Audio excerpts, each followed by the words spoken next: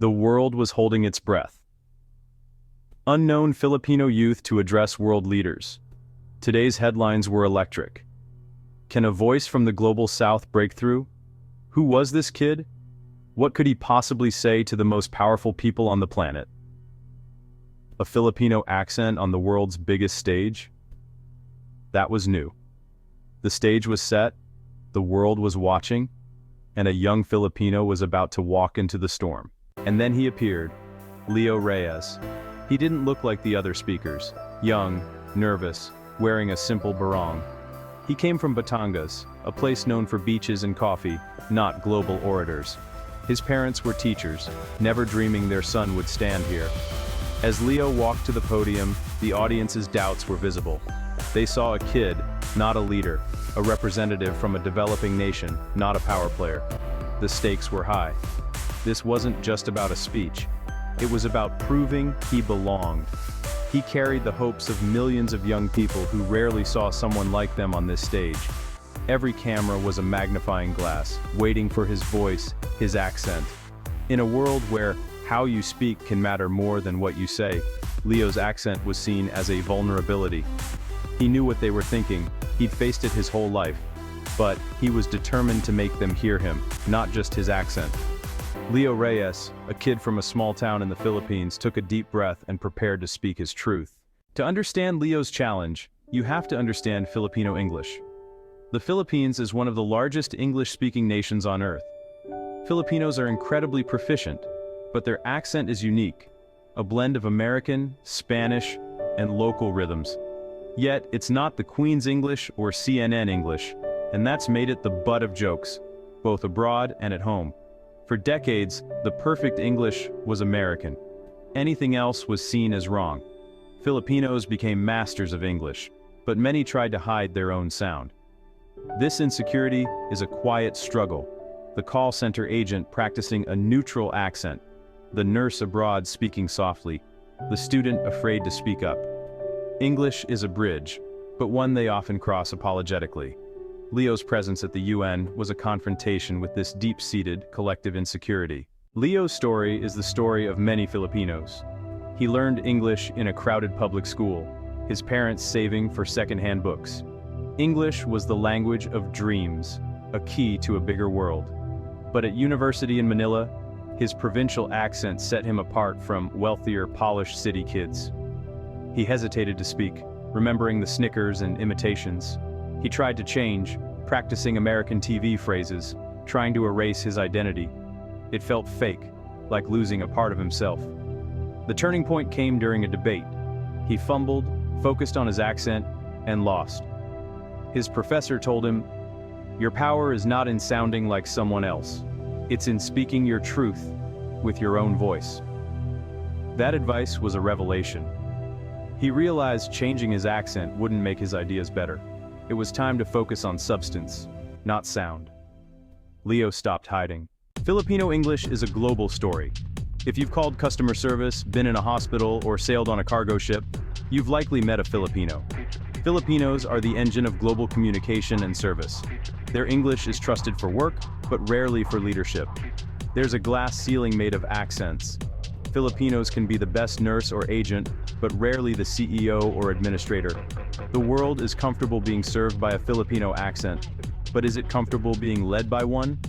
This is the gap Leo Reyes was about to challenge. The gap isn't about ability, it's about perception and power. Leo wasn't there to serve, he was there to lead.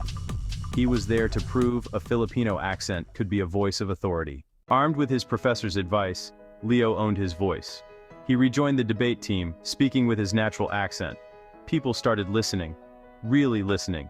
He won, not by sounding like someone else, but by being himself. His accent wasn't a weakness, it was part of who he was. He entered public speaking competitions, even internationally. At a youth conference in Singapore, a student asked, "Can you speak slowly? I'll try to understand your accent." In the past, Leo might have apologized. This time he smiled. "My accent is the sound of 100 million Filipinos. It's the sound of resilience and hope. I hope you can understand that." Applause erupted. It was a turning point. He hadn't just answered a question, He defended his identity. The moment went viral in Filipino communities. He became a quiet hero, invited to speak as a voice for authentic communication. He learned his power came from embracing his accent.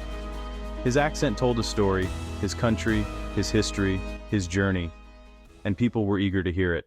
The invitation to speak at the UN was a shock. His reputation as a powerful young voice for the developing world had grown. But knowing you deserve to be somewhere and feeling like you belong are different things.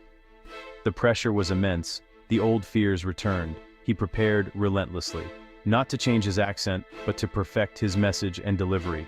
He was speaking about climate change, a reality his country faced every year. The support from his community was his lifeline. Online, Jars Laban Leo trended. Filipinos worldwide rallied behind him. On the day, as he stood backstage, he felt the weight of millions of hopes. He thought of his family, his people, and their struggles. He took a deep breath. The fear was still there, but so was purpose. The walk to the podium felt like the longest of his life. He stood at the podium. The great hall was silent. He looked out at a sea of power and influence. He began, "Good morning." His voice, clear and steady, filled the hall, accent and all.